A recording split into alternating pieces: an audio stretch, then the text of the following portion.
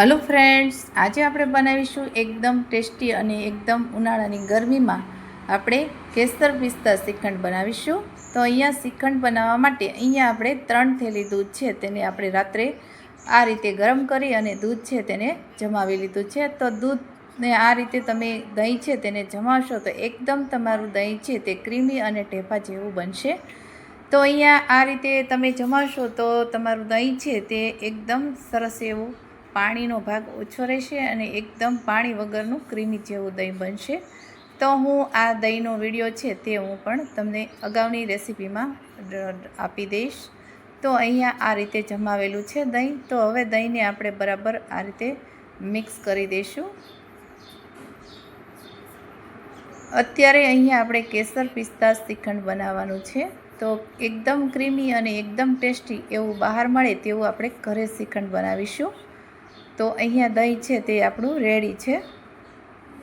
તો તમે જોઈ શકો છો આ રીતનું આ દહીં છે તે એકદમ ઢેફા જેવું છે। તો હવે અહીંયા આપણે દહીંને બરાબર મિક્સ કરી દીધું છે।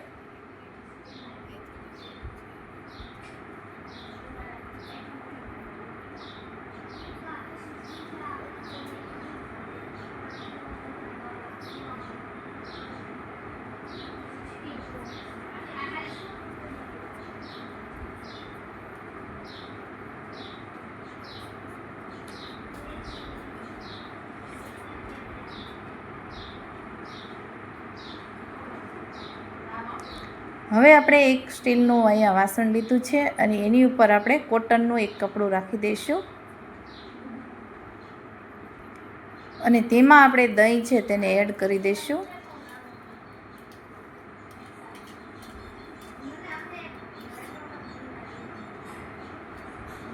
હવે અહીંયા દહીં છે તેને આ રીતે પોટલી વાળી લેવાની છે। 4 શેડા છે તેને ભેગા કરી અને આ રીતે પોટલી વાળવાની છે। તો તેમાંથી વધારાનું પાણી છે તે બધું નીકળી જશે અને અહીંયા આ પોટલી છે તે તમારે 5 થી 6 કલાક સુધી ફ્રીઝરમાં રાખવાનું છે। તો તેનાથી પાણી હશે તે બધું નીકળી જશે અને શ્રીખંડ છે તેમાં એકદમ ક્રીમી અને સારું એવું બનશે। તમે જોઈ શકો છો આ રીતે વધારાનું પાણી છે તે નીકળી ગયું છે। હવે કોઈ અહીંયા કાણાવાળું વાસણ લેવાનું છે અને તેની ઉપર આપણે દસ્તો કે ખાયણી એવો કોઈ વજન છે તેવો લાદી હોય તો તમારી પાસે એકદમ વજનવાળું જે કંઈ હોય તે તમારે દસ્તો કે આવો લાદીનો ટુકડો છે મેં અહીંયા રાખેલો છે। હવે એને આપણે ફ્રીજમાં રાખવાનું છે। તો આ રીતે આપણે ફ્રીજમાં રાખી દઈશું અને વજનના લીધે તે પાણી છે તે બધું નીકળી જશે। અહીંયા મેં એક દસ્તો પણ રાખેલો છે એટલે એકદમ પાણી મારે અહીંયા 4 કલાકમાં બધું પાણી છે તે નિતારી લીધું છે।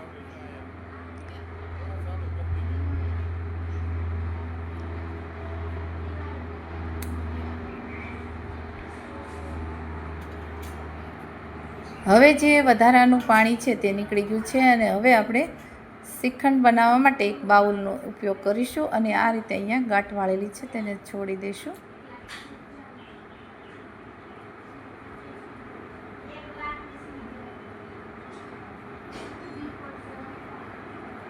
તો તમે અહીંયા જોઈ શકો છો આપણું શ્રીખંડમાં સહેજ પણ પાણી નથી અને એકદમ સરસ એવું આપણું શ્રીખંડ છે તે દહીં તે રેડી થઈ ગયું છે।